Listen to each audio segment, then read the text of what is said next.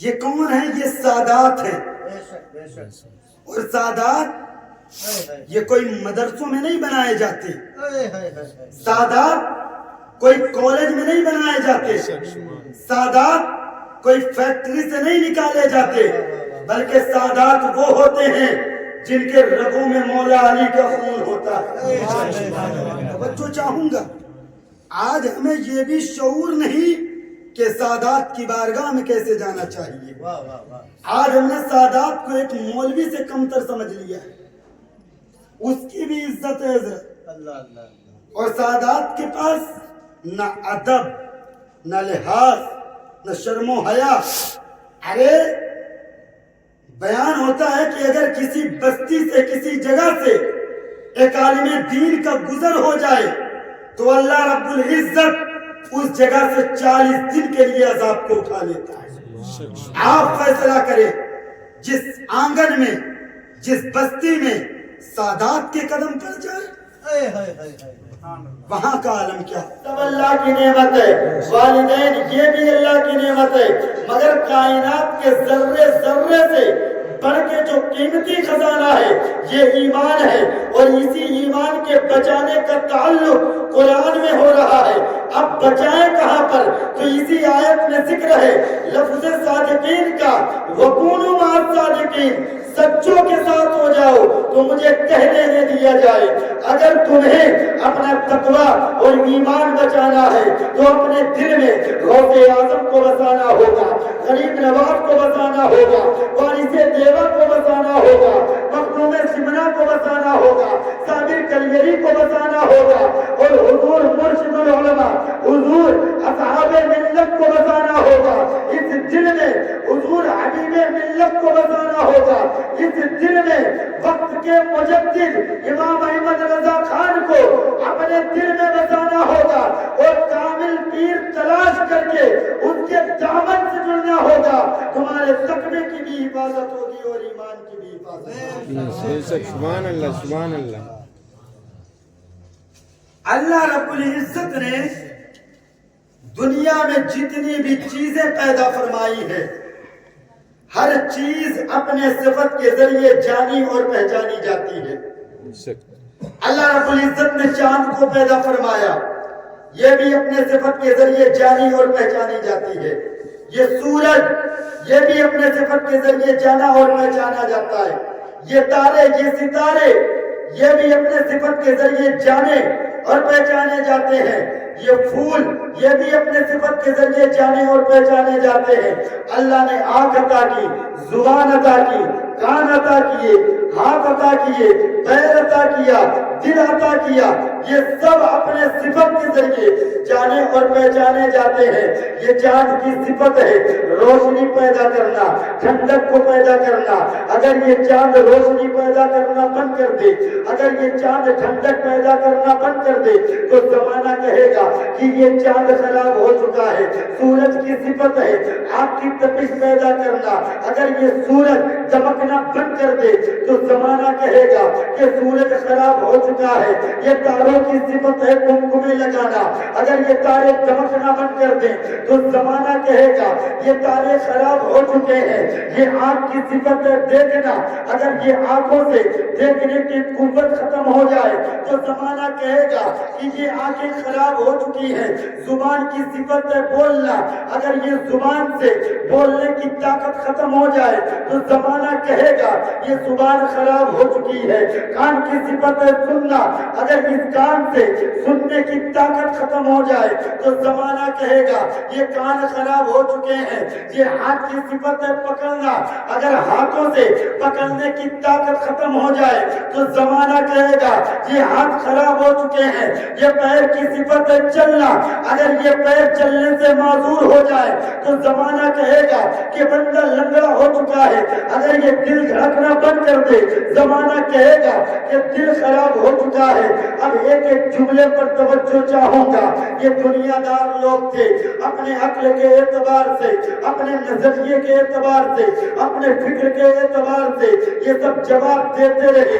یہی باتیں جب خانقاہوں میں پہنچی ہے، یہی باتیں جب اہل تصوف کی بارگاہ میں پہنچی ہے، یہی باتیں جب اہل صوفیہ کی بارگاہ درگاہ میں پہنچی ہے تو وہ پلٹ کر جواب دیتے ہیں اے نادان تم نے یہ کیا لگا رکھا ہے، یہ تو دنیا دار لوگ تھے، اپنے فکر اپنے نظریے اپنے عقل کے اعتبار سے یہ جواب دیتے رہے، مگر یہی باتیں جب خانقاہوں میں پہنچی تو اہل صوفیہ ارشاد فرماتے ہیں کہ آنکھ خراب ہونے کا مطلب یہ نہیں ہے کہ ان آنکھوں سے دکھائی نہ دے، بلکہ آنکھ خراب ہونے کا مطلب یہ ہے کہ ان آنکھوں سے بندہ قرآن کی آیتوں کو دیکھنا چھوڑ دے، ان آنکھوں سے محبت بھری نظروں سے والدین کے چہرے کو دیکھنا چھوڑ دے، ان آنکھوں سے کعبے کی پہاڑوں کو دیکھنا چھوڑ دے، ان آنکھوں سے گنبد خضرا کی رونقوں کو دیکھنا چھوڑ دے، تو سمجھ جانا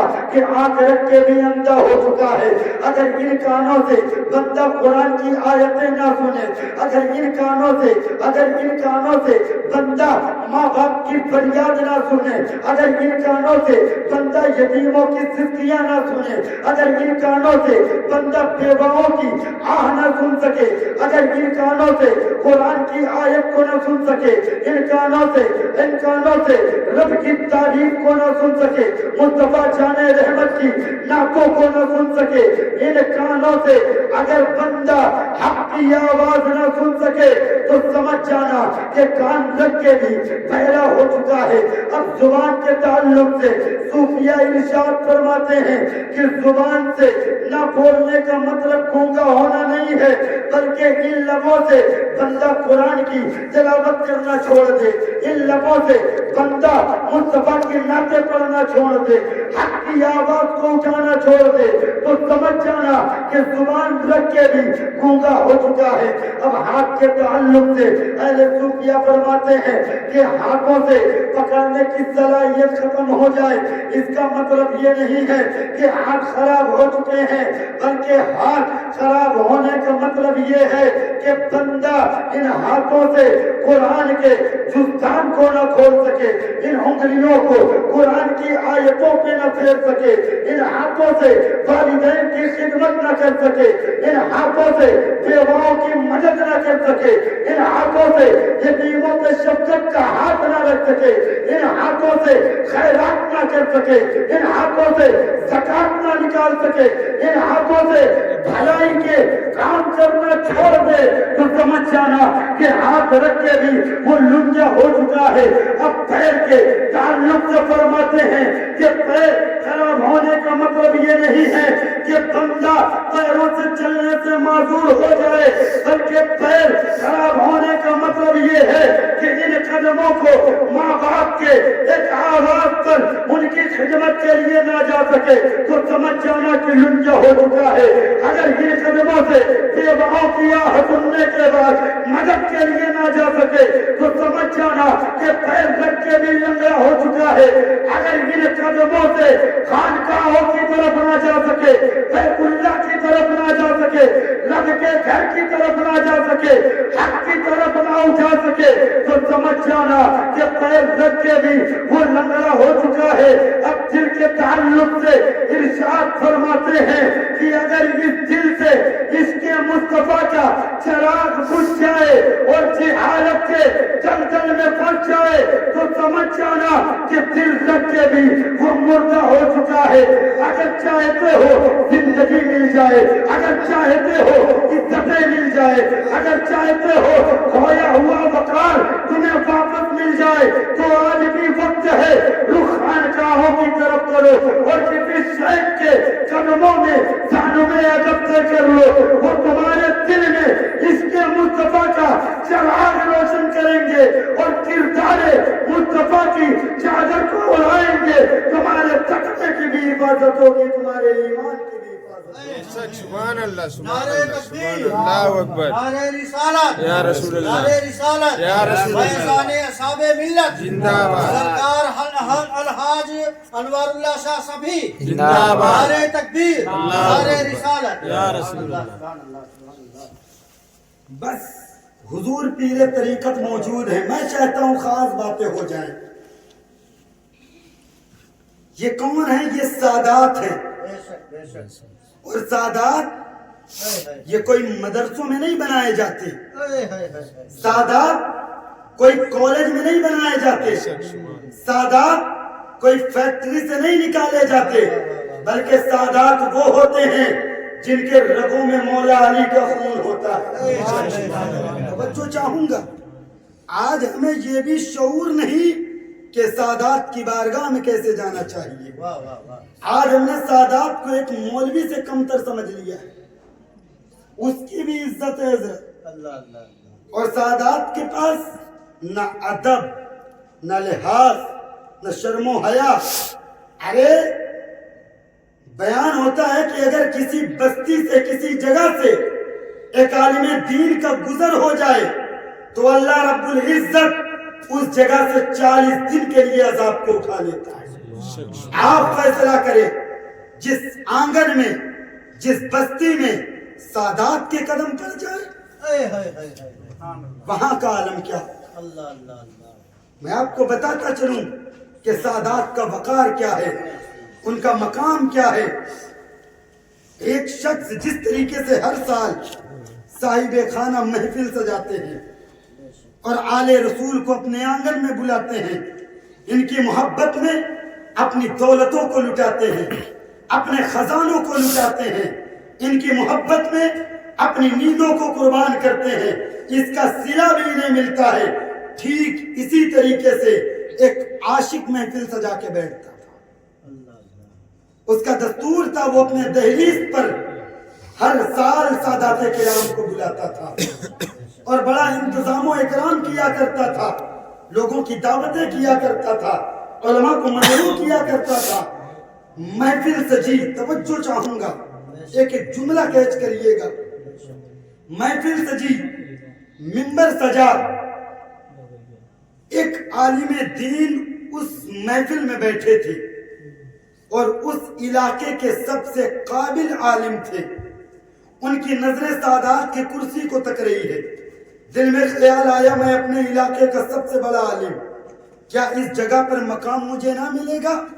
کیا یہاں پہ میں نہیں بیٹھ سکتا؟ یہ اتنا سوچ ہی رہا تھا اور صاحب خانہ اس عالم کے ماتھے کو تک رہا تھا۔ وہاں پر جو بل پڑ رہا تھا اس بل کو وہ پہچان لیا۔ تھوڑی دیر کے بعد سادات کی آمد ہوئی، منبر پہ بٹھائے، محفل شروع ہوئی۔ بعد محفل کے صاحب خانہ نے عالم صاحب کے قریب جا کے پہنچا اور پہنچنے کے بعد کہا ذرا یہ بتلائیے حضرت آپ کے کتنے بیٹے ہیں؟ تو عالم صاحب نے کہا میرے 3 بیٹے ہیں۔ کہا بتاؤ کیا کرتے ہو، کیا کرتے ہیں؟ تو پھر عالم صاحب نے کہا کہ ایک ڈاکٹر بن چکا ہے، ایک انجینئر بن چکا ہے، ایک پروفیسر بن چکا ہے۔ تو وہ بندہ پلٹ کر، وہ صاحب خانہ پلٹ کر سوال کرتا ہے اے عالم صاحب ذرا یہ بتلائیے آپ نے ڈاکٹر اس لیے بنایا، آپ نے انجینئر اس لیے بنایا، آپ نے پروفیسر اس لیے بنایا کہ جب تم سماج میں نکلو تو لوگ یہ کہہ کہ تمہیں عزت دے فلاں ڈاکٹر کا باپ جا رہا ہے، فلاں انجینئر کا باپ جا رہا ہے، فلاں پروفیسر کا باپ جا رہا ہے۔ آپ اس لیے اپنے بچوں کو بنائے ہو، ایسا کیوں نہیں کیے کسی ایسے مدرسے میں اپنے بچے کو ڈالتے جہاں آل رسول بنایا جاتا ہو، ایسے جامعہ میں اپنے بچے کو ڈالتے جہاں آل رسول بنایا جاتا ہو، ایسے کالج، ایسے یونیورسٹی میں اپنے بچے کا داخلہ دلاتے جہاں آل رسول بنایا جاتا ہو۔ وہ عالم صاحب کی زبان خاموش ہوتی ہے، تب وہ صاحب خانہ بول پڑتا ہے، کہتا ہے حضرت سنیے حافظ بنانے کے لیے مدارس موجود ہیں، قاری بنانے کے لیے مدارس موجود ہیں، عالم بنانے کے لیے مدارس موجود ہیں، مفتی بنانے کے لیے مدارس موجود ہیں، محدث بنانے کے لیے مدارس موجود ہیں، ڈاکٹر، انجینئر، پروفیسر بنانے کے لیے کالج، یونیورسٹی موجود ہے، مگر دنیا میں کوئی بھی یونیورسٹی ایسی نہیں ہے، دنیا میں کوئی بھی کالج ایسا نہیں ہے، دنیا میں کوئی بھی مدرسہ ایسا نہیں ہے جہاں آل رسول بنایا جاتا ہو۔ تو مجھے کہہ لینے دیا جائے کہ جس کے رگوں میں علی کا خون ہے اور چہرے پہ نبی کا نور ہے، جو فاطمہ زہرا کے گلشن کا پھول ہے، وہی آل رسول ہے۔ بے شک، سبحان اللہ۔ جو فاطمہ زہرا کے گلشن کا پھول ہے وہی آل رسول ہے۔ ان کی بارگاہوں میں تو ہمیں جانے کا طریقہ اعلیٰ حضرت نے دیا ہے. کیا سرکار اعلیٰ حضرت نے یہ طریقہ ہمیں نہیں دیا؟ بریلی شریف میں عرس رضوی پہ آج بھی منبر لگتا ہے جہاں پہ سادات کے بیٹھنے کی جگہ سب سے بلند مقام پر رکھا جاتا ہے. جب سادات کی بارگاہ میں جاؤ تو ادب سے جاؤ. یہ دیکھو کہیں ایسا نہ ہو کہ محبت کے بدلے میں گستاخی ہو جائے اور ہماری دنیا آخرت دونوں تباہ ہو جائے. کوئی نیتا آئے, کوئی پردھان آئے, کوئی ناچنے والا آ جائے, کوئی سوشل میڈیا کا اسٹار آ جائے تو بھیا سیلفی لے لے کے انسٹا پہ ڈالا جاتا ہے اور ایسا لگتا ہے کہ اس کے ساتھ سیلفی لینے کے بعد یہ اسٹار بن جائے گا. کبھی گدھے کے اوپر 1000 عالم کی کتابیں لاد دو, کیا وہ عالم بن جائے گا؟ نہیں بنے گا. تو کسی اسٹار کے ساتھ تم فوٹو کھچا کے اسٹار بن جاؤ گے؟ اب تو یہ چلتا ہے بڑکوا بھائی سعودی کمائے کے مرا ہے اور چھٹکوا اسٹیٹس لگا رہا ہے دبدبا تھا دبدبا ہے دبدبا رہے گا. اور کنڈیشن حضرت ایسی کہ سورت بمبئی 6 مہینہ رہتے ہیں اور 3 مہینہ کے بعد اماں کی یاد آنے لگتی ہے اور 2 ہی مہینے میں تیاری بنانے لگے. 30,000 کمایا, اب دادر باندرا یہاں گھوما, 2 جینس 2 ٹی شرٹ اور 2 پیکٹ نمکین خریدا, پہنچا گاؤں. پھر لیتا ہے لمبی والی سگریٹ 20 روپے کی, آدھی پیا پھینک دیا, کہتا بھائی کے پاس بہت پیسہ. پھر لگاتا اسٹیٹس دبدبا تھا دبدبا ہے اور دبدبا رہے گا.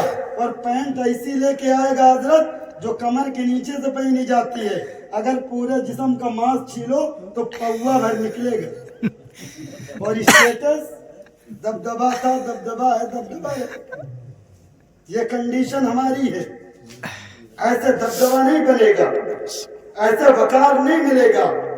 وقار چاہتے ہو تو اپنے پرانے راستے پہ آ جاؤ. عزتیں چاہتے ہو خانقاہوں کی طرف لوٹ آؤ. وقار چاہتے ہو عالموں کے قریب آ جاؤ. زانوے ادب طے کرو, ان کی محفلوں میں بیٹھو, یہ تمہیں بتائیں گے مصطفیٰ سیاست کس طریقے سے کرتے تھے. یہ تمہیں بتائیں گے مصطفیٰ بیٹی کو کیسے پالتے تھے اور کیسے جوان کرتے تھے اور پھر پال پوش کر اپنی بیٹی کا نکاح کس طریقے سے کرتے ہیں. عزت رب کعبہ کی قسم, اگر تم دین خانقاہوں سے سیکھنے لگو گے, اپنی نسلوں کی تربیت خانقاہوں میں کرنے لگو گے, تو تمہاری نسلیں نہ کبھی تمہاری گستاخ بنیں گی, نہ بے ادب بنیں گی, نہ تمہاری بچیاں کبھی مرتد ہوں گی. اگر چاہتے ہو کہ مرنے کے بعد اولاد نجات کا ذریعہ بنے تو رخ بمبئی کے اسٹاروں کی طرف نہیں بلکہ خانقاہوں کی طرف کرو. یہ تمہاری نسلوں کو تمہارا وفادار بنائیں گے. بس آخری بات 5 منٹ میں گفتگو سمیٹ کے بات مکمل کر دوں. مرید ہونا بڑا ضروری ہے. اب کوئی کہے کہ ابھی تو جوان ہیں, آپ یقین جانیں 2 مہینے کے اندر میں نے تقریباً 20 ایکسیڈنٹل موت دیکھی. اور ایسے لوگوں کی نہیں جو 60 پار کر گئے ہوں, ایسے لوگ جو ابھی 25 سے 30 کے. کہہ رہے ہو نا کہ نسلیں برباد ہو رہی ہیں, انہیں بچایا جائے تو کیسے بچاؤ گے؟ کوئی بڑی شخصیت آ جائے, سادات آ جائیں تو باپ خود ملنے نہیں آتا تو بیٹا کہاں سے آئے گا, بیٹی کہاں سے پہنچے گی؟ جب تم نے اسے خانقاہوں کا راستہ دکھایا ہی نہیں تو یہ امید کیسے لگا سکتے ہو کہ وہ اہدنا الصراط المستقیم کے راستے سے بھٹکے گا؟ تم جب آؤ گے تو تمہارے بچے دیکھیں گے کہ میرا باپ کام پر جانے سے پہلے سادات کے بوسہ لے کے جاتا تھا, ان سے دعائیں لے کے جاتا تھا, تو وہ بھی ان کی بارگاہوں میں آئے گا, وہ بھی خانقاہوں کی طرف رخ کرے گا, وہ بھی کسی شیخ کے ہاتھ میں اپنا ہاتھ دے دے گا.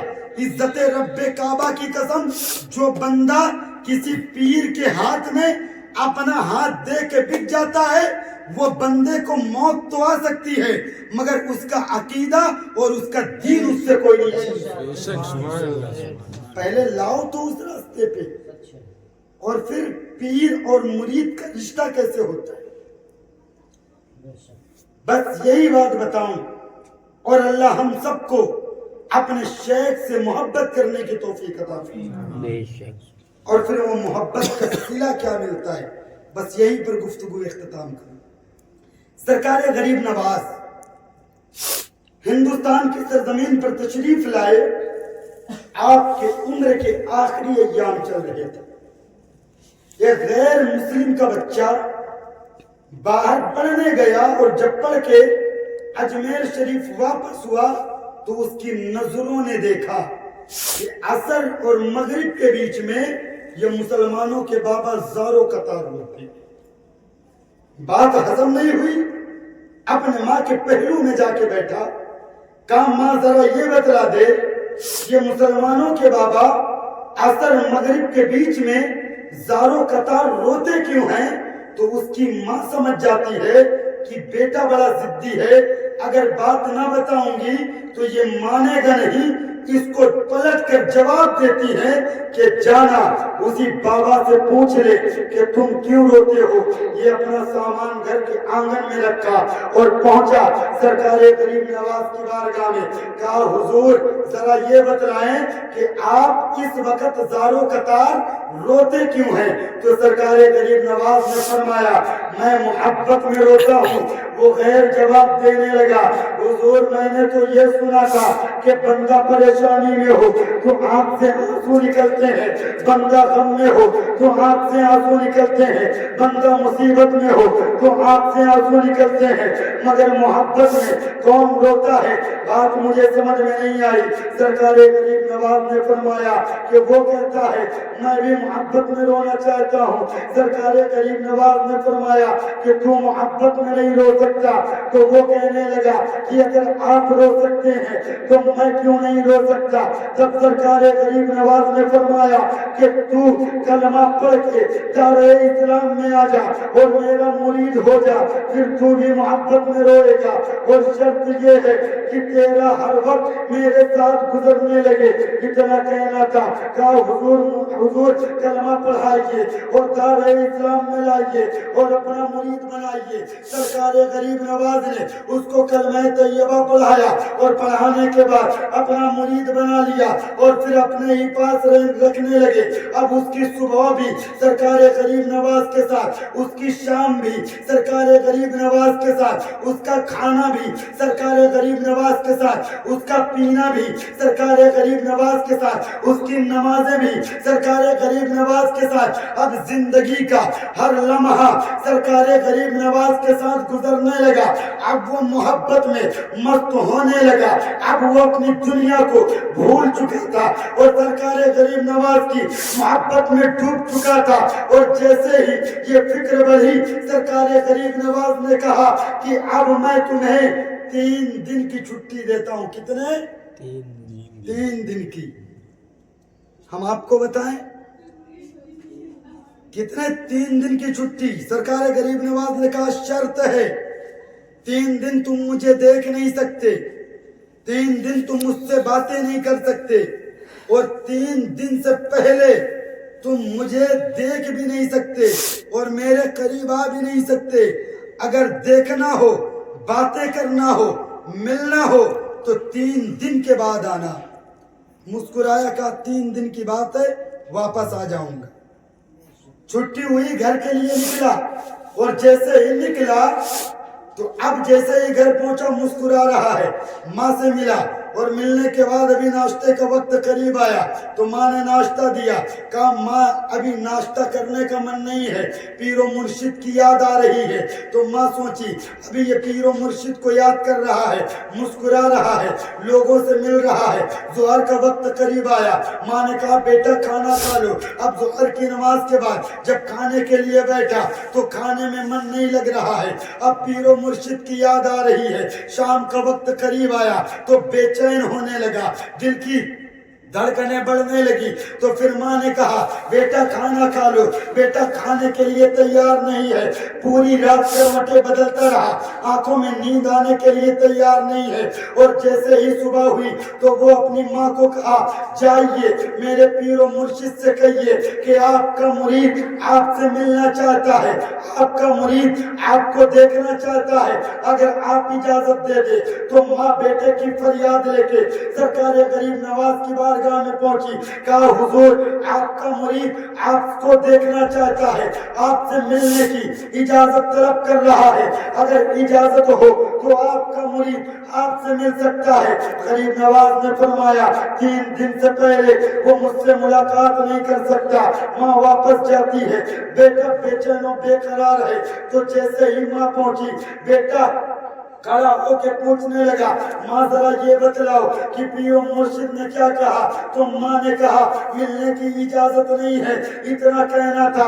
اب وہ مرید پھر کافی پریشان ہوا اور اپنے بستر پہ لیٹ جاتا ہے. اب اس کی طبیعت بگڑنے لگتی ہے. جیسے ہی شام کا وقت آیا پانی کا ایک قطرہ پینے کے لیے تیار نہیں ہے, کھانے کا ایک نوالا کھانے کے لیے تیار نہیں ہے. ماں کو یہ درد دیکھا نہ گیا. جیسے ہی صبح ہوئی ماں ننگے پیر سرکار غریب نواز کی طرف دوڑتی ہے اور بارگاہ غریب نواز میں پہنچی. کہا حضور ایک مرید کی فریاد لے کے نہیں آئی ہوں, بلکہ ایک ماں اپنے بیٹے کے زندگی کی بھیک لینے کے لیے آئی ہے. حضور اجازت دے دیں ورنہ میں اپنے بیٹے کو کھو دوں گی. اتنا کہنا تھا. سرکار غریب نواز نے فرمایا جاؤ لے کے آؤ, اس کو مجھے بھی ملنا ہے. اماں دوڑتی ہوئی جاتی ہے, بیٹے سے کہتی ہے بیٹا مسکرا دے, پیر و مرشد سے ملنے کی اجازت مل گئی ہے. اتنا کہنا تھا. وہ ماں اپنے لگتے جگر کو سرکار غریب نواز کی بارگاہ میں لے کے پہنچتی ہے. جیسے ہی پہنچی سرکار غریب نواز اپنے مریدوں کے جھرمٹ میں بیٹھے ہیں. اب دروازے پہ کھڑا مرید سرکار غریب نواز کو تک رہا ہے اور سرکار غریب نواز اپنے مرید کو تک رہے ہیں. اب لب نہیں بلکہ آنکھیں بول رہی ہیں. سرکار غریب نواز کی آنکھیں برس رہی ہیں, ادھر مرید کی آنکھیں برس رہی ہیں. اب آنکھوں سے اشارے سے بات ہو رہی ہے. سرکار غریب نواز نے فرمایا آ میرے قریب آ جا. کیا فرمایا؟ آ میرے قریب آ جا. مرید آیا, کہا یہ بتا کچھ کھایا؟ کہا کچھ نہیں کھایا. سرکار غریب نواز نے فرمایا کہ میں نے بھی 3 دن سے کچھ نہیں کھایا. پھر سرکار غریب نواز نے فرمایا سویا؟ کہا حضور 3 دن سے راتوں کی نیندیں ہوئی. سرکار غریب نواز نے فرمایا میں بھی نہیں سویا. اتنا کہنا تھا. مرید قدموں سے لپٹتا ہے, کہتا ہے حضور محبت میں رونا جان گیا ہوں تو مجھے کہہ لینے دیا جائے کہ جب بندہ اپنے شیخ سے سچی محبت کرتا ہے, جب بندہ اپنے شیخ سے سچی الفت رکھتا ہے تو وہ اپنے گھر کے آنگن کے بند کمرے میں قید ہو اور بند کمرے میں قید ہو کر اپنے پیر و مرشد کو یاد کرے اور اس کے پیر و مرشد پرخاش شریف کی چوکھٹ پر ہو تو وہ بند کمرے سے یاد کرے. اس کی فریاد کو وہ پرخاش شریف سے سنتے ہیں. ارے میں تو یہ کہنا چاہتا ہوں کہ جب بندہ اپنے ہاتھ کو اپنے شیخ کے ہاتھ میں دیتا ہے تو وہ بکتا ہے, اور جب بکتا ہے تو وہ یہ کہتا ہے حضور یہ زندگی اب آپ کی ہے. تو وہ پیر کہتا ہے یہ زندگی اب میری ہے. اب تو اپنے مرضی کے مطابق اپنے طبیعت کے مطابق اپنی زندگی مت گزارنا, بلکہ آج سے تو ہمارا ہے. اپنی طبیعت نہیں بلکہ مصطفیٰ کی شریعت پر عمل کر کے اپنی زندگی کو گزارنا. فرماتا ہے یا ایھا الذین آمنوا آمنو, اے ایمان والو اپنے ایمان کی حفاظت کرو. حفاظت تب ہوگی جب بندہ اپنے تعلق کو خانقاہوں سے مضبوط کرے گا, اپنے تعلق کو علماء سے عالموں کے درمیان جا کے مضبوط کرے گا.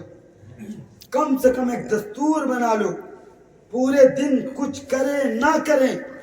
یہ خانقاہ حبیبیہ اسراریہ پرخاش شریف کا پیغام ہے کہ آپ 24 گھنٹے میں اپنے بچوں سے کوئی بات کریں نہ کریں، اللہ توفیق دے تو کھانا کھانے کے بعد یا سوتے وقت مائیں اپنے بیٹیوں سے حضرت فاطمہ الزہرا کی سیرت پر بات کرے، حضرت ام کلثوم کی زندگی پر بات کرے، حضرت خدیجہ الکبریٰ کی زندگی پر بات کرے، اور باپ اپنے بچوں سے مصطفیٰ جانی رحمت کی زندگی پر کم سے کم 10 منٹ بات کرے۔ جب یہ تمہارا دستور ہوگا، عزت رب کعبہ کی قسم، وہ کسی دنیا دار کا غلام نہیں بلکہ مدینے والے مصطفیٰ کا وفادار ہے۔ وہ کسی دنیا دار کے کلچر کو اپنا کے اپنی زندگی نہیں گزارے گا بلکہ سنت مصطفیٰ کے لبادے کو اوڑھ کر اپنی زندگی گزارے گا۔ اور جب اولادیں ایسی بنیں گی اور باپ مر کر قبر میں جائے گا تو یہی اولاد نجات کا ذریعہ بنے گی۔ اللہ کریم کی بارگاہ میں دعا ہے ہم سب کو سننے سے زیادہ عمل کرنے کی توفیق عطا فرمائے۔